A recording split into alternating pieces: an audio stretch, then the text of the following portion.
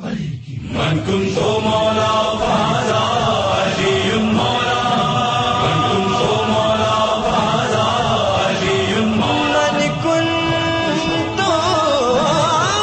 مولا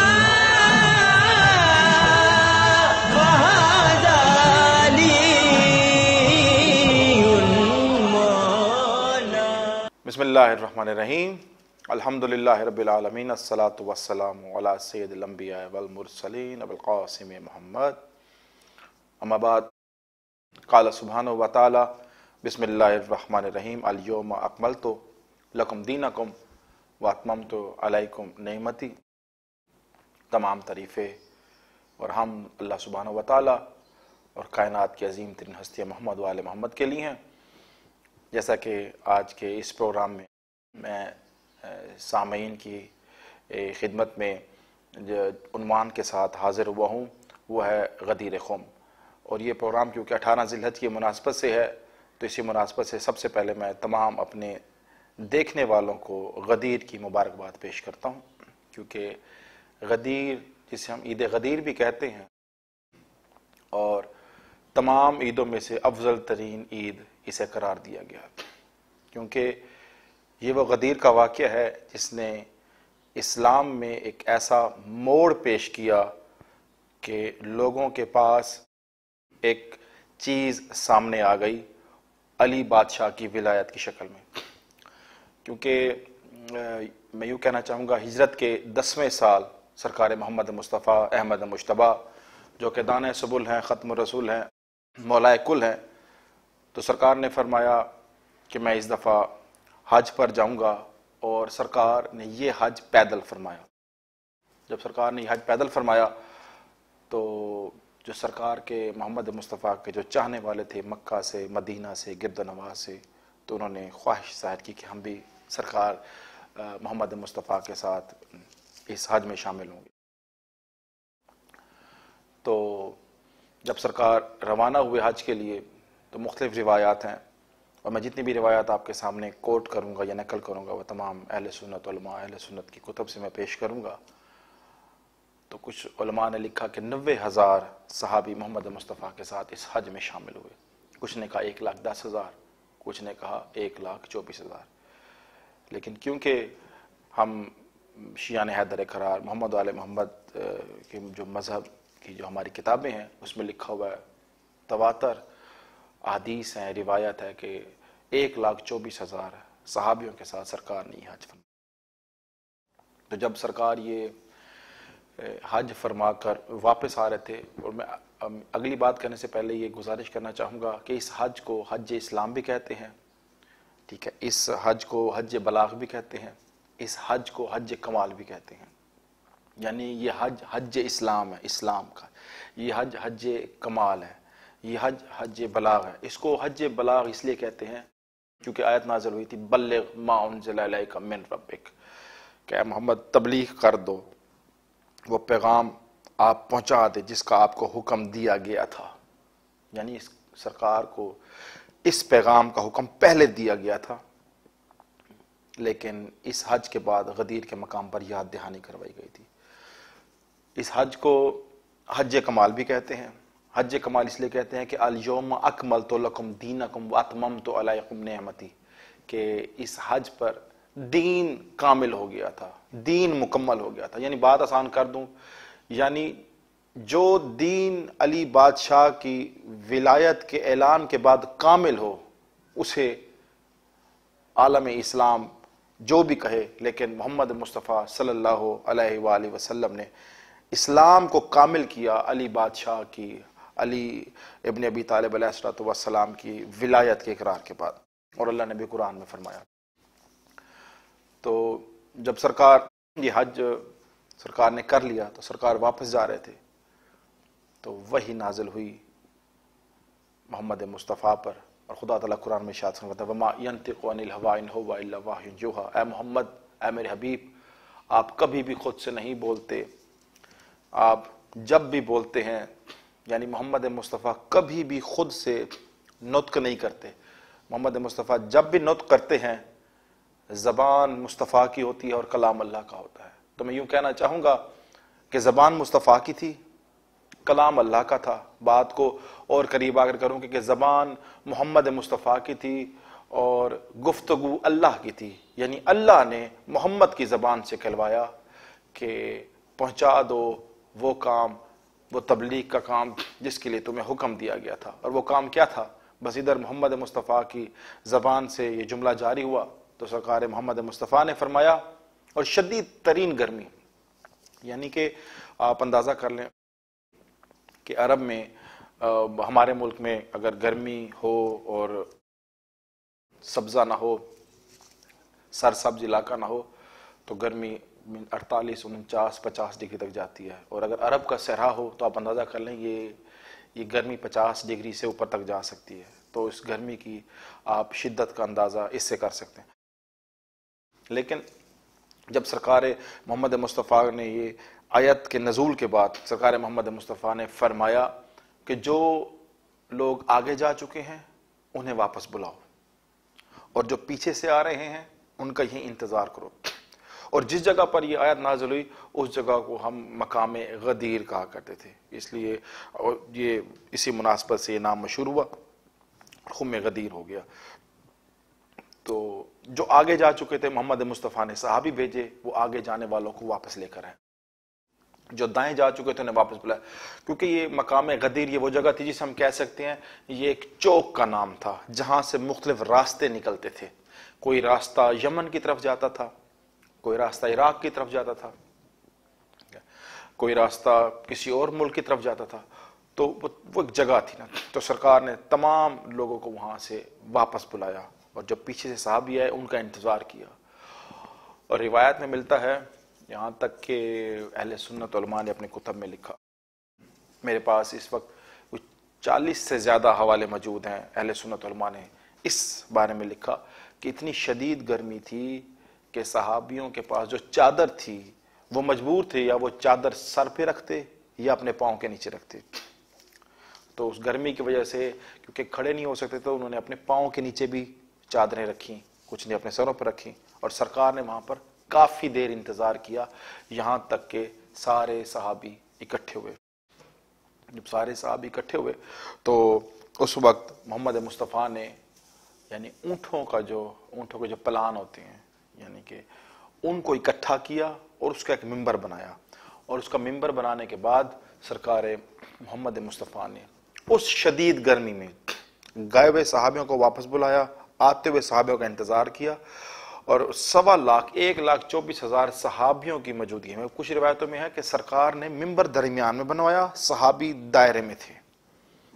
روایت میں ملتا ہے کہ درمیان میں ممبر تھا، سب صحابی دائرے میں تھے. اور سرکار محمد مصطفیٰ نے جیسے ہی اپنے آپ کو اس ممبر پر کھڑا کیا تو حضرت علی علیہ السلام کو ساتھ لے کر اپنے ساتھ آئے اور حضرت علی علیہ السلام کا بازو بلند کیا. روایت میں ملتا ہے کہ محمد مصطفیٰ نے حضرت علی کا بازو اتنا بلند کیا کہ بغل کی سفیدی لوگوں نے اپنی آنکھوں سے دیکھی. اور اس کے بعد سرکار محمد مصطفیٰ نے حضرت علی علیہ السلام کی ولایت کا اعلان کیا، جو آپ سنتے رہتے ہیں. ہم 1400 سال سے کہہ رہے تھے کہ غدیر پر علی کی ولایت کا اعلان محمد مصطفیٰ نے کیا، لیکن دنیا نے اب جا کر ماننا شروع کیا. اب تو پہلے تو نہیں مانتے تھے لیکن الحمدللہ حق چھپ نہیں سکتا، تو اس کی نشانی یہ ہے کہ وہ ضرور ایک نہ ایک دن ظاہر ہوتا ہے. تو یہاں تک کہ ہمارے پاکستان کے بڑے بڑے علماء نے اب اس بات کا اقرار کیا کہ بے شک غدیر پر محمد مصطفیٰ نے علی کی ولایت اقرار کیا. اور سرکار نے علی بادشاہ کا بازو بلند کر کر ایک مشہور و معروف اعلان کیا جو کہ ہر ہماری قوم کا بچہ بچہ جانتا ہے کہ سرکار نے فرمایا من کنت مولا فہذا علی مولا، جس کا میں مولا اس کا علی مولا. اور امام احمد بن حنبل نے انہوں نے تو یہاں تک روایت دی کہ محمد مصطفیٰ نے 4 مرتبہ یہ ارشاد فرمایا کہ جس کا میں مولا اس کا علی مولا. اور فرمایا اے اللہ اسے دوست رکھ جو اسے دوست رکھے، اسے دشمن رکھ جو اسے دشمن رکھے. یعنی اللہ کی دوستی بھی علی کی دوستی پر مشروط کر دی اور کہا اللہ بھی اسے دشمن رکھے گا جو علی کو اپنا دشمن رکھے گا. اور جیسے ہی سرکار نے یہ حدیث فرمائی، اور بے شک وہ سرکار کی جو زبان تھی وہ کوئی عام زبان تو تھی نہیں جیسے بشر کی زبان ہو، کیونکہ عام زبان نہیں، کیونکہ کسی بشر کی زبان کے لیے اللہ نے نہیں فرمایا کہ آپ کی زبان پر اللہ نطق کرتا ہے. لیکن مصطفیٰ کی زبان کے بارے میں اللہ ارشاد فرماتا ہے قرآن کے اندر کہ اے محمد آپ کبھی بھی خود سے نہیں بولتے، آپ جب بھی بولے زبان مصطفیٰ کی ہوگی اور کلام اللہ کا ہوگا۔ تو محمد کی زبان میں اللہ کہہ رہا تھا کہ جس کا میں مولا اس کا علی مولا۔ اور اس سارے واقعے میں ایک مشہور و معروف ایک اور واقعہ ہے جو اکثر لوگ جانتے بھی ہیں، نقل بھی کرتے ہیں اور پڑھتے بھی ہیں، اسے کہتے ہیں ہم کہ واقعہ عذاب، کہ اس واقعے میں جب سرکار نے علی بادشاہ کی ولایت کا اقرار کیا تو ایک شخص، اس کا نام تھا حارث بن نعمان فہری۔ حارث بن نعمان فہری، اس نے جب یہ واقعہ سنا، یہ محمد مصطفیٰ کی ساری گفتگو سنی، تو واقعہ اس طریقے سے ہے کہ وہ حارث بن نعمان فہری محمد مصطفیٰ کے پاس آیا اور آ کر فرمایا حارث بن نعمان فہری نے، اور اس واقعے کو کئی اہل سنت علماء نے نقل کیے، میں کچھ کے نام آپ کے سامنے بیان کر دیتا ہوں۔ جیسے یہ واقعہ حافظ ابو عبیدہ حروی نے اپنی تفسیر غریب القرآن میں ارشاد فرمایا، پھر اس کے بعد ابو بکر نقاش بغدادی نے تفسیر شفاء صدور میں یہ واقعہ لکھا ہے، اس آیت کا جو میں ابھی آپ کے سامنے پڑھوں گا، اور یہاں تک ابو اسحاق سیلبی نے تفسیر کشف البیان میں یہ واقعہ لکھا کہ حارث بن نعمان فہری سرکار کے پاس ہے اور آ کر کہا اے محمد، آپ نے ہمیں کہا اللہ ایک ہے، ہم نے کہا اللہ ایک ہے، آپ نے کہا آپ اللہ کے نبی ہیں، ہم نے آپ کی بات پر اعتبار کیا، آپ نے کہا قرآن پڑھو، اللہ کی کتاب ہے، ہم نے اعتبار کیا، آپ نے کہا روزہ رکھو، حج کرنا ہے، زکوٰۃ دینی ہے، جہاد کرنا ہے، ہم نے آپ کی ہر ایک چیز پر اعتبار کیا۔ میں آپ سے یہ پوچھنا چاہتا ہوں، اگر آج آپ نے اپنے علی، اپنے بھائی علی کی ولایت کا اعلان کیا، کیا یہ آپ نے خود سے اعلان کیا یا اللہ کی طرف سے تھا؟ جب اس نے یہ بات کی تو روایت میں ملتا ہے کہ محمد مصطفیٰ کی آنکھیں غصے سے سرخ ہو گئیں۔ یہ تو میں نے روایت نقل کی ہے، لیکن بے شک ہمارا ایمان ہے کہ وہ رحمت للعالمین ہے، وہ کائنات کے لیے رحمت ہے، لیکن کیونکہ اس نے محمد مصطفیٰ کی بات پر شک کیا تھا اور کہا کہ یہ آپ نے واقعی خود سے کہا، یہ اللہ کا ارشاد ہے، تو سرکار نے ارشاد فرمایا میں کبھی بھی خود سے کچھ نہیں کہتا، یہ اللہ کا حکم تھا جو میں نے آگے پہنچایا۔ جب اس کو یہ بات پتہ چلی تو وہاں سے روانہ ہونے لگا، اور روانہ ہوتے ہوئے یہ روانہ ہونے سے پہلے، جانے سے پہلے جملہ کہتا ہے اگر تو یہ اللہ کا فرمان ہے کہ ہم پر آپ کے بھائی علی کی ولایت واجب ہو گئی ہے تو میری دعا ہے آسمان سے عذاب آئے اور میں مر جاؤں۔ اور بس اس کا اتنا کہنا تھا